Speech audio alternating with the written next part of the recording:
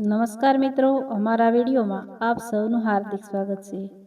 મિત્રો, આજે આપણે વાત કરવાના છીએ લગ્નને આજે 3 મહિના જ થયા હતા, પરંતુ કાવ્યાના ચહેરા પરથી એ ખુશી ગાયબ થઈ ગઈ હતી જે લગ્નના દિવસે તેના પિતાએ જોઈ હતી. લગ્નના દિવસે જ્યારે કાવ્યા લાલ સાડીમાં સજ્જ થઈને પિતાના ઘરના આંગણામાંથી વિદાય લઈ રહી હતી, ત્યારે તેના પિતા દિનેશભાઈએ દીકરીના માથે હાથ મૂકીને માત્ર એટલું જ કહ્યું હતું, બેટા, હવે આ ઘર તારું નથી, એવું ક્યારેય માનતી નહીં. તારા માટે આ ઘર હંમેશા ખુલ્લું રહેશે. કાવ્યાએ આંખોમાં આંસુ સાથે હસીને કહ્યું હતું, પપ્પા, હું બહુ ખુશ રહીશ, તમે ચિંતા ન કરતા. દિનેશભાઈએ દીકરીને ગળે લગાવી હતી અને ત્યારે તેમની આંખોમાંથી નીકળેલા આંસુ કોઈ જોઈ શક્યું નહોતું, કારણ કે તેઓ દીકરી સામે રડવા માંગતા નહોતા. કાવ્યાના લગ્ન એક સારા પરિવારમાં થયા હતા એવું સૌને લાગતું હતું. પતિ હર્ષ એક ખાનગી કંપનીમાં નોકરી કરતો હતો. સાસુ શારદાબેન ઘરમાં ખૂબ ધાર્મિક અને સંસ્કારી હોવાનો દેખાવ કરતી હતી અને સસરા મહેન્દ્રભાઈ ગામમાં સન્માનિત વ્યક્તિ ગણાતા હતા. લગ્ન પહેલા બંને પરિવારો વચ્ચે ઘણી વાતો થઈ હતી અને કાવ્યાના પિતાએ પોતાની ક્ષમતા કરતાં વધારે ખર્ચ કરીને દીકરીને વિદાય આપી હતી. દિનેશભાઈ સામાન્ય મધ્યમ વર્ગીય માણસ હતા. શહેરના એક નાનકડા વિસ્તારમાં તેમની કરિયાણાની દુકાન હતી. પત્નીનું અવસાન ઘણા વર્ષ પહેલા થઈ ગયું હતું અને ત્યારથી તેમણે કાવ્યા અને તેના નાના ભાઈ મિતુલને માતા અને પિતા બંને બનીને ઉછેર્યા હતા. કાવ્યા તેમની આંખોનો તારો હતી. બાળપણથી જ કાવ્યાને કોઈ દુઃખ ન થાય તે માટે દિનેશભાઈએ પોતાની ઘણી ઈચ્છાઓ દબાવી દીધી હતી. કાવ્યા બીમાર પડે તો રાતભર તેની પાસે બેસી રહેતા. સ્કૂલની ફી ભરવા માટે પોતે જૂના કપડાં પહેરતા. દીકરીને કોલેજમાં ભણાવવા માટે દુકાનનો સમય વધારતા અને જ્યારે કાવ્યાએ કહ્યું કે તેને શિક્ષિકા બનવું છે, ત્યારે તેમણે પોતાની બચતમાંથી તેવો અભ્યાસ પૂર્ણ કરાવ્યો હતો. કાવ્યાના લગ્નની વાત આવી ત્યારે દિનેશભાઈએ એક જ વાત જોઈ હતી કે દીકરીને સારો જીવનસાથી મળે. હર્ષને મળ્યા ત્યારે હર્ષ ખૂબ મીઠું બોલ્યો હતો. તેણે દિનેશભાઈનો હાથ પકડીને કહ્યું હતું, કાકા, તમે કાવ્યાને દીકરી નહીં, મિત્ર સમજીને રાખજો. હું તેને ક્યારેય દુઃખ નહીં આપું. દિનેશભાઈએ આ શબ્દો પર વિશ્વાસ કર્યો હતો, પરંતુ લગ્ન પછી થોડા જ દિવસોમાં કાવ્યાને સમજાઈ ગયું કે લગ્ન પહેલા દેખાડવામાં આવેલું ઘર અને લગ્ન પછીનું ઘર બે અલગ દુનિયા હતા. શરૂઆતમાં શારદાબેન નાની નાની બાબતોમાં ટકોર કરતી. કાવ્યા, અમારા ઘરમાં વહુ સવારના 6 વાગ્યા સુધી ઉઠી જાય છે. કાવ્યા, તારા પિયરમાં જેમ મન થાય તેમ અહીં નહીં ચાલે. કાવ્યા, રસોઈમાં મીઠું ઓછું છે. કાવ્યા, તું તારા પપ્પાને વારંવાર ફોન ન કરતી. હવે તું અમારી વહુ છે. કાવ્યા દરેક વાત ચૂપચાપ સાંભળતી. તેને લાગતું કે નવા ઘરમાં થોડો સમય લાગશે અને બધું ઠીક થઈ જશે, પરંતુ ધીમે ધીમે વાતો વધતી ગઈ. હર્ષ પણ પોતાની માતાની દરેક વાતમાં હા પાડતો. કાવ્યા પતિ પાસે પોતાની વાત કરતી ત્યારે હર્ષ કહેતો, મમ્મીનું દિલ ન દુભાવતી, તેઓ તારા કરતાં વધારે દુનિયા જોઈ ચૂક્યા છે. એક દિવસ કાવ્યાએ પિતાને ફોન કર્યો. પપ્પા, તમે કેમ છો? દિનેશભાઈએ હસીને કહ્યું, હું મજામાં છું બેટા, તું કેમ છે? થોડા સમય માટે કાવ્યા ચૂપ રહી, પછી ધીમા અવાજે બોલી, હું પણ મજામાં છું. પિતાને દીકરીના અવાજમાં છુપાયેલું દુઃખ સમજાઈ ગયું, પણ તેમણે પૂછ્યું નહીં. તેમણે માત્ર કહ્યું, બેટા, ક્યારેય કોઈ વાત મનમાં રાખતી નહીં. કાવ્યાએ તરત જ ફોન બંધ કરી દીધો. તે દિવસે દિનેશભાઈ આખી રાત ઊંઘી શક્યા નહીં. બીજા દિવસે તેઓ વહેલી સવારે દુકાન ખોલીને બેઠા હતા, પણ તેમનું ધ્યાન કામમાં નહોતું. તેમને વારંવાર દીકરીનો અવાજ યાદ આવતો હતો. થોડા દિવસ પછી દિનેશભાઈ અચાનક કાવ્યાના સાસરે પહોંચી ગયા. હાથમાં ફળની થેલી હતી. દરવાજો ખોલતા શારદાબેનના ચહેરા પર નારાજગી દેખાઈ. અરે દિનેશભાઈ, તમે અચાનક? દિનેશભાઈ હસીને બોલ્યા. દીકરીને મળવા આવ્યો હતો. શારદાબેને કહ્યું. કાવ્યા તો રસોડામાં છે. દિનેશભાઈ અંદર ગયા. કાવ્યા પિતાને જોઈને ખુશ થઈ ગઈ, પરંતુ તેની આંખોમાં ભય પણ હતો. પિતાએ પૂછ્યું, બેટા, બધું સારું છે ને? કાવ્યાએ જબરજસ્તી હસીને કહ્યું, હા પપ્પા, બધું સારું છે. દિનેશભાઈએ દીકરીના ચહેરા પર નજર કરી અને સમજી ગયા કે બધું સારું નથી, પરંતુ તેમણે દીકરીને સાસરીમાં મુશ્કેલી ન પડે એ માટે વધુ પ્રશ્નો પૂછાયા નહીં.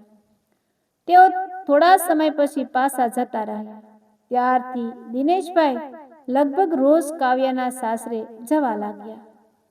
ક્યારેક ફળ લઈને જતા, ક્યારેક મીઠાઈ લઈને જતા, ક્યારેક દૂધનો ડબ્બો, ક્યારેક કાવ્યાને ગમતી વસ્તુ.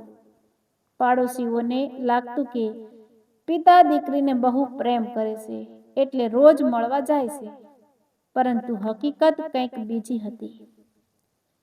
દિનેશભાઈ દીકરીની આંખો વાંચવા જતા હતા. તેઓ દરરોજ પોતાની દીકરીને જોઈને ખાતરી કરતા કે તે સુરક્ષિત છે કે નહીં. એક દિવસ તેઓ કાવ્યાના સાસરે પહોંચ્યા ત્યારે અંદરથી શારદાબેનનો અવાજ આવી રહ્યો હતો. આ છોકરીને તેના પિયરમાંથી કંઈ શીખવાડ્યું નથી. આખો દિવસ બેસી રહે છે અને ફોનમાં વાતો કરે છે.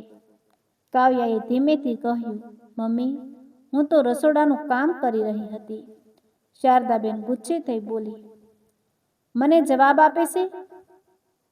દિનેશભાઈ દરવાજા બહાર જ ઊભા રહી ગયા. તેઓ અંદર જવા માંગતા હતા, પરંતુ તેમને ડર હતો કે તેમની હાજરીથી કાવ્યાની સ્થિતિ વધુ ખરાબ થઈ શકે. તેમણે બધું સાંભળ્યું. થોડા સમય પછી હર્ષનો અવાજ આવ્યો. કાવ્યા, મમ્મી સાથે બોલવાની તારી હિંમત કેવી રીતે થઈ? કાવ્યા રડતા બોલી, હર્ષ, મેં કંઈ ખોટું કહ્યું નથી. હર્ષે ગુસ્સામાં કહ્યું, ચૂપ રહેજે. દિનેશભાઈના હાથ કંપી ગયા. તેમની દીકરીના આંસુઓનો અવાજ તેમને બહારથી પણ સંભળાતો હતો. છતાં તેઓ પાછા વળી ગયા. ઘરે આવીને તેઓએ પોતાના દીકરા મિતુલને કંઈ કહ્યું નહીં. મિતુલે પૂછ્યું, પપ્પા, આજે પણ કાવ્યાને મળવા ગયા હતા? દિનેશભાઈએ કહ્યું, હા. મિતુલે કહ્યું, પણ રોજ જશો તો લોકો શું કહેશે? દિનેશભાઈએ માત્ર એટલું કહ્યું, લોકો શું કહેશે તેનાથી મને ફરક નથી પડતો. મારી દીકરી શું સહન કરે છે તેનાથી પડે છે. મિતુલને પિતાની વાત સમજાય નહીં. થોડા દિવસ પછી કાવ્યાના સાસરિયાઓએ એક નવી માંગણી શરૂ કરી. હર્ષે દિનેશભાઈને ફોન કરીને કહ્યું, કાકા, હર્ષના બિઝનેસ માટે થોડા પૈસાની જરૂર છે. દિનેશભાઈએ પૂછ્યું, કેટલા? હર્ષે કહ્યું, 5 લાખ. દિનેશભાઈ થોડા સમય માટે ચૂપ રહ્યા. બેટા, મારી પાસે એટલા પૈસા નથી. હર્ષનો અવાજ તરત જ બદલાઈ ગયો. તો પછી કાવ્યાને શું આપ્યું તમે? લગ્ન વખતે તો બહુ મોટી મોટી વાતો કરતા હતા. દિનેશભાઈએ શાંતિથી કહ્યું, મારી દીકરીને મેં શિક્ષણ આપ્યું છે, સંસ્કાર આપ્યા છે અને તમારી પાસે વિશ્વાસથી મોકલી છે. હર્ષ ફોન કાપી નાખ્યો. તે રાત્રે કાવ્યાને ઘરમાં ખૂબ અપમાનિત કરવામાં આવી. શારદાબેને કહ્યું, તારા પિતાએ 5 લાખ પણ ન આપ્યા, તો પછી અહીં શા માટે આવી હતી? કાવ્યા રડી પડી. મમ્મી, મારા પપ્પા પાસે ખરેખર નથી. હર્ષે કહ્યું. તો તું તારા પપ્પાને સમજાવ. કાવ્યાએ કહ્યું. હું તેમને પૈસા માટે ક્યારેય નહીં કહું. આ સાંભળીને હર્ષ ગુસ્સે થયો. તેણે કાવ્યાનો ફોન લઈ લીધો અને કહ્યું, આજથી તું તારા પિયરમાં કોઈને ફોન નહીં કરે. કાવ્યાએ પિતાના પગ પકડીને કહ્યું, મને પપ્પા સાથે એકવાર વાત કરવા દો. પરંતુ કોઈએ તેની વાત સાંભળી નહીં. બીજા દિવસે દિનેશભાઈ દીકરીને મળવા ગયા. દરવાજો બંધ હતો. શારદાબેને કહ્યું, કાવ્યા બહાર ગઈ છે. દિનેશભાઈએ પૂછ્યું, કાવ્યા ગઈ? ક્યાં ગઈ? શારદાબેને કહ્યું, મને ખબર નથી. દિનેશભાઈએ શંકાથી દરવાજા તરફ જોયું. અંદરથી કાવ્યાનો ધીમો અવાજ આવ્યો. પપ્પા? દિનેશભાઈનું હૃદય ધ્રુજી ઉઠ્યું. તેમણે દરવાજો ખખડાવ્યો. કાવ્યા બેટા, તું અંદર છે? કોઈ જવાબ ન આવ્યો.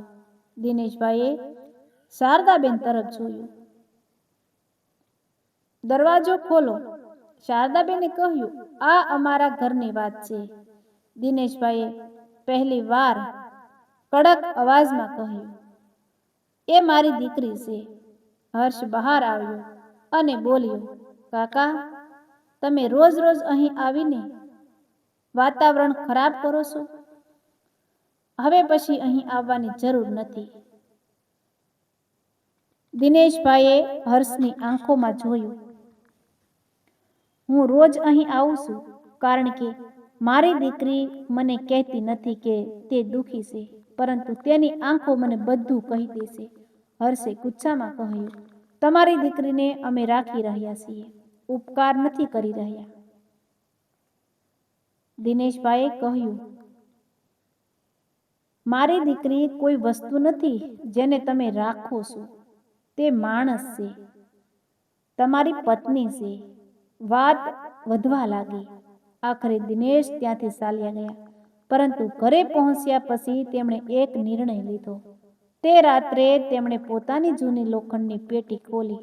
અંદર કાવ્યાના લગ્નના બધા કાગળો, તેના શિક્ષણના પ્રમાણપત્રો, લગ્નના ફોટા અને થોડા મહત્વના દસ્તાવેજો હતા. તેમણે એક ફાઇલ બહાર કાઢી અને લાંબા સમય સુધી તેને જોતા રહ્યા. મિતુલે પૂછ્યું, પપ્પા, શું થયું? દિનેશભાઈએ કહ્યું, હવે સમય આવી ગયો છે. મિતુલે પૂછ્યું, કયો સમય? દિનેશભાઈએ જવાબ આપ્યો નહીં. બીજા દિવસે તેઓ ફરી કાવ્યાના સાસરે ગયા. પરંતુ આ વખતે તેમના હાથમાં કાગળ કે મીઠાઈ નહોતી. તેમની સાથે એક વકીલ પણ હતો.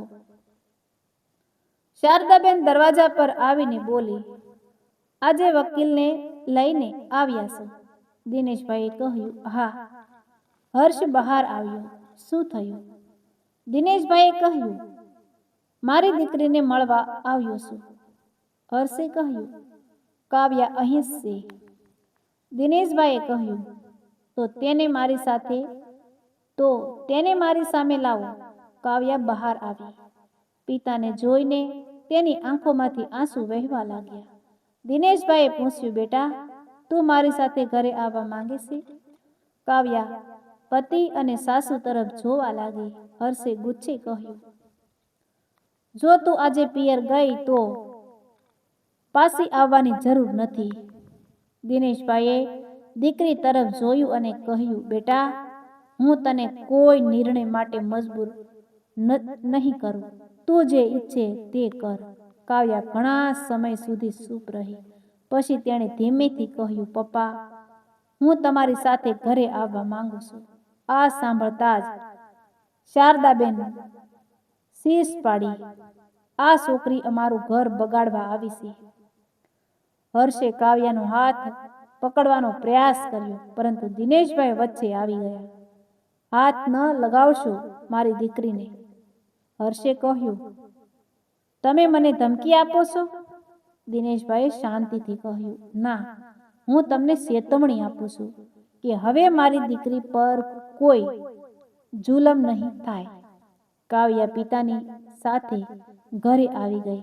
પરંતુ દિનેશભાઈએ તેને માત્ર ઘરે લાવીને વાત પૂરી કરી નહીં. તેમણે દીકરીને પૂછ્યું, બેટા, અત્યાર સુધી શું થયું છે? બધું મને સાસુ કહેજે. કાવ્યા રડતી રડતી બધું કહેવા લાગી. પૈસાની માંગણી, અપમાન, ફોન છીનવી લેવો, મારપીટ, ખાવાનું ન આપવું અને એક દિવસ તો હર્ષે તેને એટલી જોરથી ધક્કો માર્યો હતો કે તે દિવાલ સાથે અથડાઈ ગઈ હતી. દિનેશભાઈની આંખોમાં આંસુ આવી ગયા. તેમણે દીકરીને ગળે લગાવીને કહ્યું, તું આ બધું એકલી સહન કરતી રહી? કાવ્યા બોલી, પપ્પા, મને ડર હતો કે તમે દુઃખી થશો. દિનેશભાઈએ કહ્યું, બેટા, તું દુઃખી હતી એ જ મારું સૌથી મોટું દુઃખ હતું. પછી દિનેશભાઈએ કાવ્યાને કહ્યું, હવે તારે પાછું ત્યાં જવાનું નથી, પરંતુ હું પણ ઉતાવળમાં કોઈ પગલું નહીં ભરું. પહેલા સત્ય બધાની સામે આવશે. તેમણે કાવ્યાના સાસરિયાઓને એક નોટિસ મોકલી. નોટિસ મળતા જ હર્ષ તેને તેના પરિવારના પગ નીચેની જમીન ખસી ગઈ. હર્ષ અને તેના પરિવારના પગ નીચેની જમીન ખસી ગઈ. તેમને લાગ્યું હતું કે દિનેશભાઈ સામાન્ય મધ્યમ વર્ગીય માણસ છે અને તેઓ કંઈ કરી શકશે નહીં. પરંતુ તેમને ખબર નહોતી કે દિનેશભાઈએ પોતાની દીકરીના લગ્ન પહેલા જ તેની સુરક્ષા માટે કાયદેસર કેટલાક મહત્વના દસ્તાવેજો તૈયાર કરાવ્યા હતા. વધુ ચોંકાવનારી વાત એ હતી કે લગ્નના સમયે દિનેશભાઈએ જે મોટી રકમ આપી હતી તે દહેજ તરીકે નહીં, પરંતુ કાવ્યાના નામે બેંક ખાતામાં કાયદેસર રીતે જમા કરાવી હતી. એ જ પૈસામાંથી કાવ્યાના નામે એક નાની મિલકત પણ ખરીદવામાં આવી હતી. દિનેશભાઈએ ક્યારેય આ વાત કોઈને કહી નહોતી. હર્ષના પરિવારે માન્યું હતું કે દિનેશભાઈ ગરીબ છે, પરંતુ હકીકતમાં તેઓ ગરીબ નહોતા. તેઓ દેખાવમાં સાદા હતા, કારણ કે તેમણે પોતાની સંપત્તિ દીકરીના ભવિષ્ય માટે બસાવી રાખી હતી. દિનેશભાઈએ કાવ્યાને કહ્યું, મારી પાસે પૈસા છે એટલે હું તને બસાવી શક્યો એવું નથી. હું તને બસાવી શક્યો કારણ કે તું મારી દીકરી છે અને તારી સાથે થયેલો અન્યાય હું જોઈને ચૂપ રહી શક્યો નહીં. થોડા દિવસ પછી કાવ્યાના સાસરિયાઓએ સમાધાનની વાત કરી. હર્ષે દિનેશભાઈને ફોન કરીને કહ્યું, કાકા, ભૂલ થઈ ગઈ, કાવ્યાને પાછી મોકલી દો. દિનેશભાઈએ પૂછ્યું, તમને કાવ્યા જોઈએ છે કે તેના પિતાના પૈસા? હર્ષ ચૂપ થઈ ગયો. દિનેશભાઈએ કહ્યું, જવાબ આપો. હર્ષે ફોન કાપી નાખ્યો. ત્યાર પછી દિનેશભાઈએ એક એવું પગલું ભર્યું જેના કારણે આખા શહેરમાં આ વાત ચર્ચાનો વિષય બની ગઈ. તેમણે કાવ્યાના નામે એક નાનું શિક્ષણ કેન્દ્ર શરૂ કર્યું, જ્યાં સાસરીના જુલમનો ભોગ બનેલી મહિલાઓને કાયદાકીય અને શૈક્ષણિક માર્ગદર્શન આપવામાં આવતું હતું. કાવ્યા પોતે ત્યાં કામ કરવા લાગી. ધીમે ધીમે કાવ્યાનો આત્મવિશ્વાસ પાછો આવ્યો. એક દિવસ કાવ્યાએ પિતાને પૂછ્યું, પપ્પા, તમે રોજ મારા સાસરે કેમ આવતા હતા? દિનેશભાઈ થોડા સમય સુધી ચૂપ રહ્યા. પછી બોલ્યા, કારણ કે તું મને ક્યારેય કહી શકતી નહોતી કે તારા પર શું પસાર થાય છે, એટલે હું તારી આંખો વાંચવા જતો હતો. કાવ્યાની આંખોમાં આંસુ આવી ગયા. પપ્પા, તમે એ દિવસે દરવાજા પાછળ શું સાંભળ્યું હતું? દિનેશભાઈએ ઊંડો શ્વાસ લીધો. મેં સાંભળ્યું હતું કે તારી સાસુ તને કહી રહી હતી કે તારા પિતાને અહીં આવવાની જરૂર નથી. મેં સાંભળ્યું હતું કે તારો પતિ તને પૈસા માટે અપમાનિત કરી રહ્યો હતો. મેં તારો રડવાનો અવાજ સાંભળ્યો હતો અને ત્યારે મેં નક્કી કર્યું હતું કે હવે હું માત્ર પિતા બનીને નહીં, તારો ઢાલ બનીને ઊભો રહીશ. કાવ્યા પિતાના પગ પાસે બેસી ગઈ. પપ્પા, મને માફ કરજો. દિનેશભાઈએ તરત જ તેને ઊભી કરી અને કહ્યું, માફી તારે નહીં. જેઓએ તને દુઃખ આપ્યું તેમણે માગવી જોઈએ. થોડા મહિનાઓ પછી કાવ્યાના સાસરિયાઓને સમજાયું કે તેઓએ મોટી ભૂલ કરી હતી. હર્ષ અનેક વખત કાવ્યાને પાછી લાવવાનો પ્રયાસ કર્યો, પરંતુ હવે કાવ્યા પહેલા જેવી ડરી ગયેલી છોકરી નહોતી. એક દિવસ હર્ષ દિનેશભાઈના ઘરે આવ્યો. તેની આંખોમાં અહંકાર નહોતો. તેણે માથું ઝુકાવીને કહ્યું, કાકા, મને એક તક આપો. દિનેશભાઈએ કહ્યું, તક મને નહીં, કાવ્યાને માંગ. હર્ષ કાવ્યા સામે ગયો. કાવ્યા, મેં તને ખૂબ દુઃખ આપ્યું. હું મારી ભૂલ સ્વીકારું છું. કાવ્યાએ કહ્યું, માફી માંગવી સરળ છે હર્ષે, પરંતુ વિશ્વાસ પાછો મેળવવો મુશ્કેલ છે. હર્ષે કહ્યું, હું રાહ જોઈશ. કાવ્યાએ કહ્યું, હવે નિર્ણય હું મારી મરજીથી કરીશ. કોઈ પિતાની આજ્ઞાથી નહીં, કોઈ પતિના દબાણથી નહીં. હર્ષે માથું ઝુકાવી દીધું. દિનેશભાઈએ દીકરીને કહ્યું, બેટા, જીવનમાં ક્યારેય કોઈ સંબંધ બસાવવા માટે પોતાને તોડતી નહીં. સંબંધ એ છે જ્યાં બે માણસો એકબીજાને બસાવે, એક માણસ બીજાને તોડે નહીં. કાવ્યાએ પોતાની નવી જિંદગી શરૂ કરી. થોડા સમય પછી તેણે પોતાનું શિક્ષણ કેન્દ્ર મોટું કર્યું. તે મહિલાઓને શિક્ષણ આપતી, કાયદાકીય મદદ માટે નિષ્ણાતો સાથે જોડતી અને સૌથી મહત્વનું કામ કરતી. તે દરેક દીકરીને કહેતી, સાસરે જવું એટલે પિયર ગુમાવવું નથી. એક વર્ષ પછી દિનેશભાઈના જન્મદિવસે કાવ્યાએ તેમને એક ભેટ આપી. દિનેશભાઈએ પેકેટ ખોલ્યું તો અંદર એક ફ્રેમ હતી. તેમાં લખેલું હતું, મારા પપ્પા, જેમણે મને લગ્નમાં વિદાય આપી હતી, પરંતુ ક્યારેય મને એકલી છોડી નહોતી. દિનેશભાઈની આંખોમાં આંસુ આવી ગયા. કાવ્યાએ કહ્યું, પપ્પા, તમે મારી જિંદગી બસાવી. દિનેશભાઈએ કહ્યું, ના બેટા, તું પોતે ઊભી થઈને તારી જિંદગી બસાવી. એ દિવસે કાવ્યાએ બધાની સામે એક વાત કહી, મારા પપ્પા રોજ મારા સાસરે આવતા હતા. લોકો કહેતા હતા કે પિતા દીકરીના ઘરમાં વધારે દખલ કરે છે, પરંતુ કોઈએ એ પૂછ્યું નહીં કે એક પિતા રોજ દીકરીના ઘરે શા માટે જાય છે. કદાચ દીકરી ખુશ હોય તો પિતા પણ ખુશ રહેશે, અને દીકરીના ચહેરા પર દુઃખ હોય તો પિતાનું હૃદય તેને દૂરથી પણ ઓળખી લેશે. થોડા સમય પછી દિનેશભાઈ ફરી એક દિવસ કાવ્યાના જૂના સાસરે ગયા. આ વખતે તેઓ એકલા હતા. દરવાજા પાસે ઊભા રહીને તેમણે અંદર જોયું. હર્ષની માતા શારદાબેન એકલી બેઠી હતી. હર્ષ પણ બદલાઈ ગયો હતો. દિનેશભાઈએ કહ્યું, હું કોઈ બદલો લેવા આવ્યો નથી, હું માત્ર એક વાત કહેવા આવ્યો છું. શારદાબેને માથું ઊંચું કર્યું. દિનેશભાઈ બોલ્યા, તમે મારી દીકરીને વહુ માની હતી, દીકરી નહીં. એ તમારી ભૂલ હતી, પરંતુ હું પણ તમારી ભૂલમાંથી એક પાઠ શીખ્યો છું. દીકરીને સાસરે મોકલવી એટલે તેની જવાબદારી પૂરી થઈ જતી નથી. શારદાબેનની આંખોમાં આંસુ આવી ગયા. દિનેશભાઈ, એમને માફ કરી દો.